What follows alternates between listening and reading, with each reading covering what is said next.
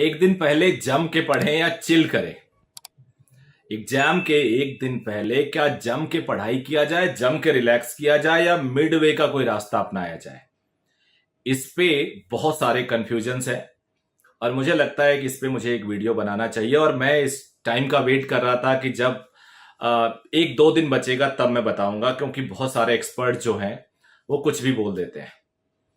तो आज आप लोग को मैं बताने वाला हूं, और ये एकदम प्रूवन है कि रिलैक्स नाम की कोई चीज नहीं होती, और रिलैक्स हम पढ़ाई से ही कर सकते हैं। रिलैक्स डजंट मीन कि हम सो जाएं, बुक ना ओपन करें।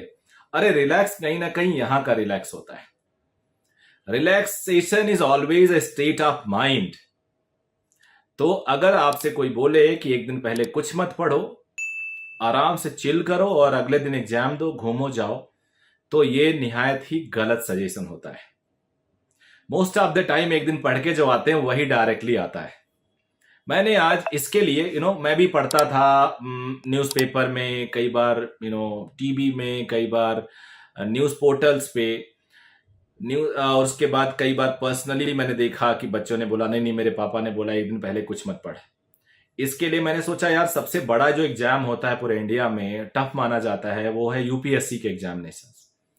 यूपीएससी के कई एस्पिरेंट से मैंने बात की जो इस टाइम प्रेजेंटली कई आईएएस हैं, आईपीएस हैं, आईपीएस में कई एसपी एसएसपी लेवल से मैंने पर्सनली बात की।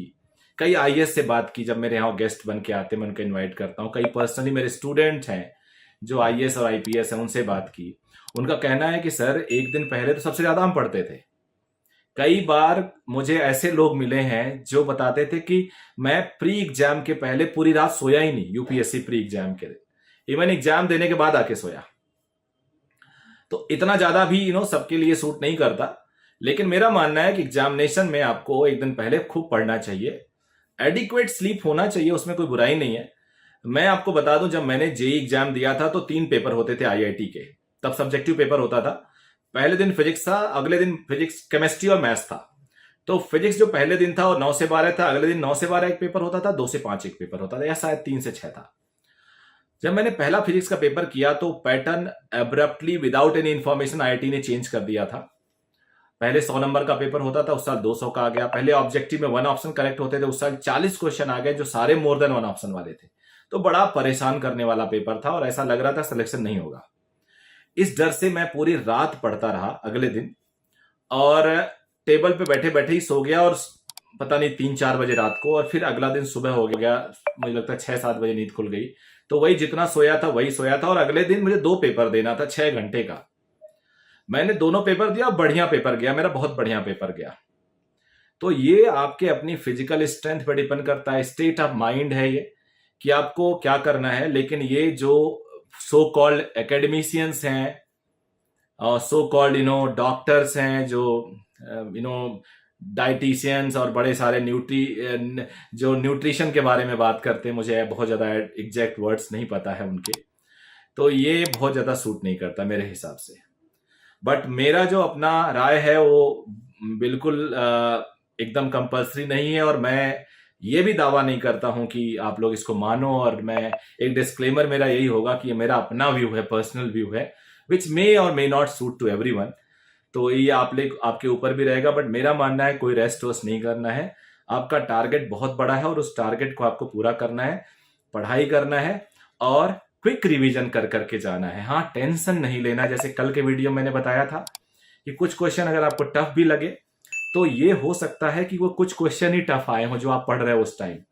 कभी भी नेशनल पेपर जिसमें 18-19 लाख बच्चे पढ़ रहे हैं, मैंने बताया था इतने के डबल पेरेंट्स, लगभग 36-37 लाख पेरेंट्स, उतने ही सिबलिंग समझ लो, उसके बाद आप समझ लो एसोसिएटेड टीचर्स, पड़ोसी, रिश्तेदार, सबको पता होता है।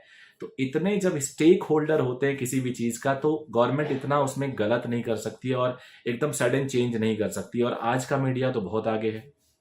तो अभी बहुत आप लोग चेंजेस एक्सपेक्ट मत करो कि पेपर एकदम टफ हो जाएगा, पेपर आसान हो जाएगा। कई बार पहले मैंने पेपर बोला था टफ आ सकता है, to make it at par of the level of the big exam, जिससे फर्स्ट रैंक पे ज्यादा बच्चे ना हो। उस टाइम मैं सिर्फ इसलिए बोला था कि आप लोग मेहनत करो, क्योंकि तब ज्यादा टाइम था, कहीं रिलैक्स ना हो जाओ। तो ये टीचर कुछ ना कुछ ट्रिक्स अपनाते हैं बच्चों को मेहनत कराने के लिए। तो it was my that trick only. So ये मत सोचना कि पेपर टफ आएगा और सर ने ऐसा कुछ बोला, ऐसा कुछ नहीं है। पेपर टफ नहीं आने वाला, पेपर नॉर्मल होगा। टफ पेपर हो, आसान पेपर हो, कॉम्पिटेटिव एग्जाम में पढ़ने वाले बच्चे का हमेशा भला होता है और उसको कोई नुकसान नहीं होता। So all the very very best. Pressure बहुत बच्चों में आ रहा, वो अपने आप को दूर रखिए, रिलैक्स रहिए। It's like an exam, normal exam है और कुछ अलग नहीं है। So thank you very much, God bless you all, thank you.